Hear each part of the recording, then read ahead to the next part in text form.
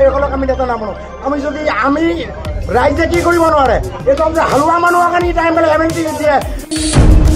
গগৈ আহিলেহে ৰাজীৱ ভৱন খুলিব দিব বুলি তালা মাৰি দিছে ৰাজীৱ ভৱন।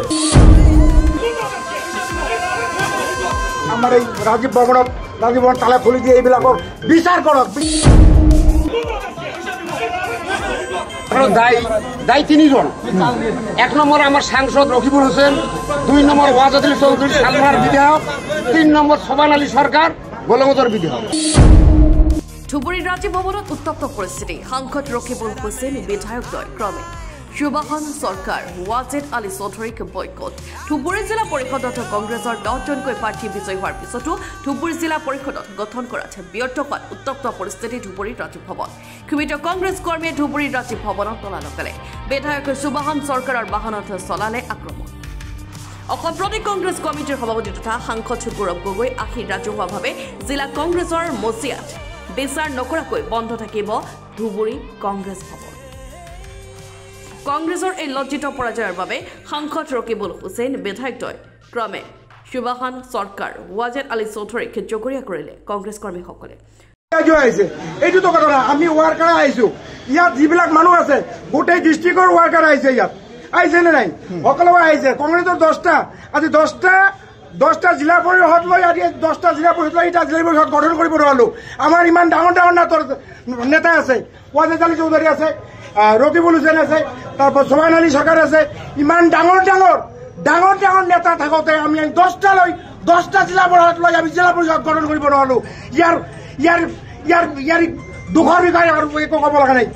যি কৰিলে এই নেতাবিলাক আজি এই 10টা জিলা পৰিষদক ধৰি আমাৰ জিলা পৰিষদ গঠন কৰিব নোৱাৰিলে। এওঁলোকে কি কৰিলে? এওঁলোকে হাতত হাত বজাই টানি মাৰি চুপচাপ ইয়াৰ পৰা গুচি ওলাই গ'ল। কি বিচাৰিছে আপোনালোকে এতিয়া? আমি বিচাৰো যিমান দিনলৈকে এই যি আমাৰ জিলা পৰিষদৰ 10টা যিটো জিলা পৰিষদ আছিল সদস্যবিলাক আছিল, আজি জিলা পৰিষদ গঠন নোহোৱাৰ কাৰণে আমাৰ যিবিলাক ৱাৰ্কাৰ আছে গোটেই ৱাৰ্কাৰে এই ৰাজীৱ ভৱন তালা মাৰিছে। যিমান দিনলৈকে গৌৰৱ গগৈ ডাঙৰীয়া ইয়ালৈ নাহিব, এই ৱাৰ্কাৰক লৈ নবহিব, তেতিয়ালৈকে এই ৰাজীৱ ভৱন বন্ধ থাকিব। তেতিয়ালৈকে এই বিষয়ত যিবিলাক আমাৰ এই ধুবুৰী ডিষ্ট্ৰিক্টৰ লিডাৰ আছে এইবিলাকেই দায়ী। আজি যিবিলাক ডাঙৰ যিবিলাক নেতা আছে এওঁলোকৰ কথা এই ধুবুৰী ডিষ্ট্ৰিক্টৰ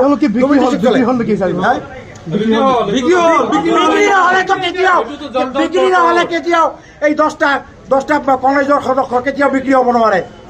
যদি আজি আপোনালোকে চাওক, আপোনালোকে মিডিয়াৰ যোগেদি মই আপোনালোকক জনাব বিচাৰো, গৌৰৱ গগৈ ডাঙৰীয়া আপুনি জানে যে ধুবুৰী ডিষ্ট্ৰিক্টত ৰকিবুল হুছেইনে কিমান ভোটত জিকিছিল?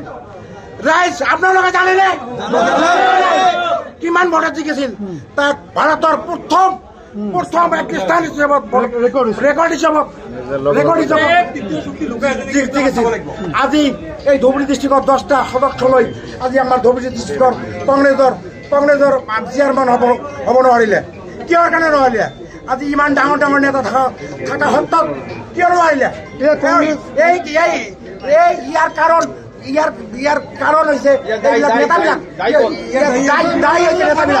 নেতাবিলাক MP আছে। যোগেদি আপোনালোকক ক'ব বিচাৰো, গৌৰৱ গগৈ ডাঙৰীয়াক মই ক'ব বিচাৰো, আপুনি আহক ছাৰ, আহি আমাৰ এই ধুবুৰী ডিষ্ট্ৰিক্টৰ যিবিলাক ৱাৰ্কাৰ আছে আপুনি এইবিলাকক লৈ বহি আপুনি তাৰপিছত আজি বৰ্ণত তালা খুলিব। এই নেতাসকলক আপোনালোকে নামানে? এইসকলক আমি নেতা নামানো। আমি ৰাইজে কি কৰিব নোৱাৰে, এইটো আমি হালোৱা মানুহৰ কাৰণে টাইম পেলাই এমেণ্টি দিয়ে। ৰাইজে জিকাব পাৰে নে নাই?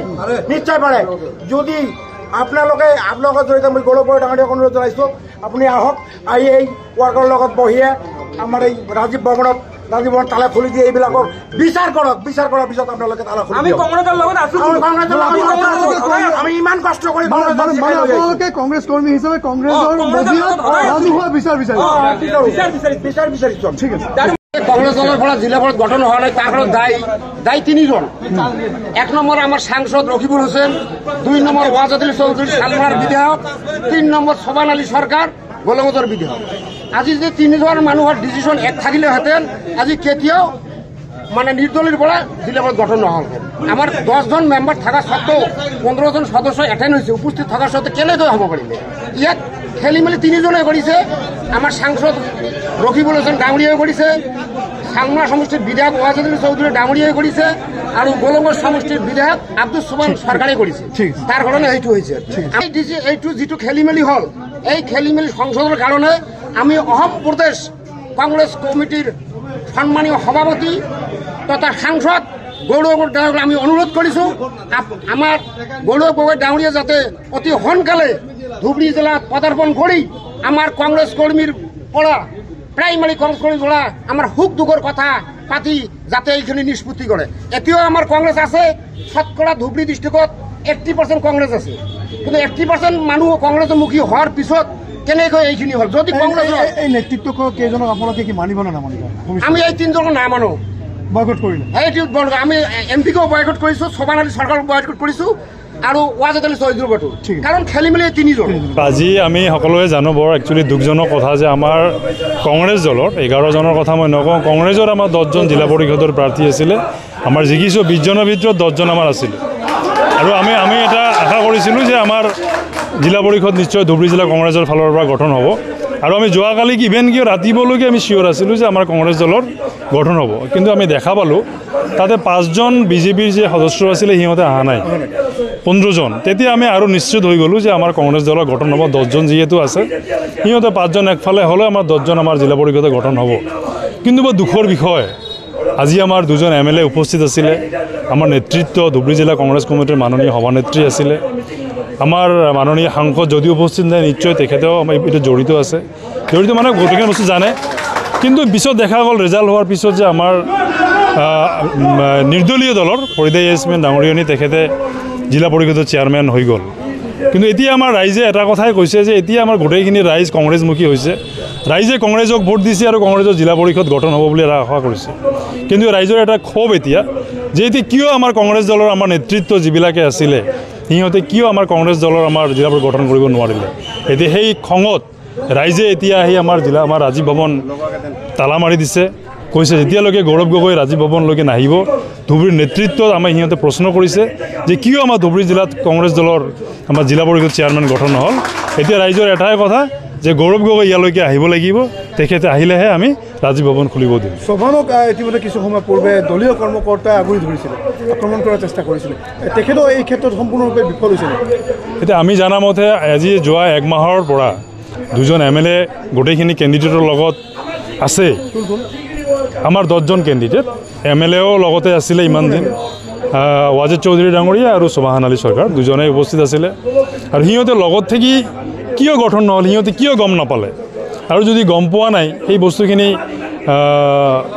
কিয় আজি এনেকৈ ইমান ডাঙৰ এটা দুৰ্ঘটনা হ'ব যে কংগ্ৰেছ দলৰ পইচাপাতি লেনদেন হৈছে নেকি কাৰণ ইতিমধ্যে গম পোৱা গৈছে 4 জনকৈ কেণ্ডিডেট আপোনালোকৰ কংগ্ৰেছৰ কেণ্ডিডেটে এই ক্ষেত্ৰত আপোনালোকৰ সৈতে বিশ্বাসঘাতকতা কৰিছে এতিয়া কংগ্ৰেছ দলৰ পৰা টিকিট পাই জিতাৰ পিছত যদি সিহঁতে কংগ্ৰেছ দলত সিহঁতে ভোট দিয়া নাই ইয়াৰ বিকল্প এতিয়া আমাৰ হাইকমাণ্ডে গম পাব এইটো বস্তু যিহেতু দুজন MLA এইটোতো আমি দেখা নাই কিন্তু যিহেতু আমাৰ 2 জন MLA উপস্থিত আছিলে সিহঁতে গোটেইখিনি লিড কৰিছে এতিয়া সেইটো আমিতো গম পোৱা নাই এতিয়া আপোনালোকৰ মানে কথা হৈছে সেই 2 জন ব্যক্তিক আপোনালোকে সোমাব নিদিয়ে এতিয়া ৰাইজে কৈছে 2 জন ব্যক্তি নহয় আমাৰ গৌৰৱ গগৈ আহিলেহে ৰাজীৱ ভৱন খুলিব দিব বুলি কৈছে তালা মাৰি দিছে ৰাজীৱ ভৱন ধুবুৰীৰ পৰা শামিল চৰকাৰ ৰিপৰ্ট N24 আছাম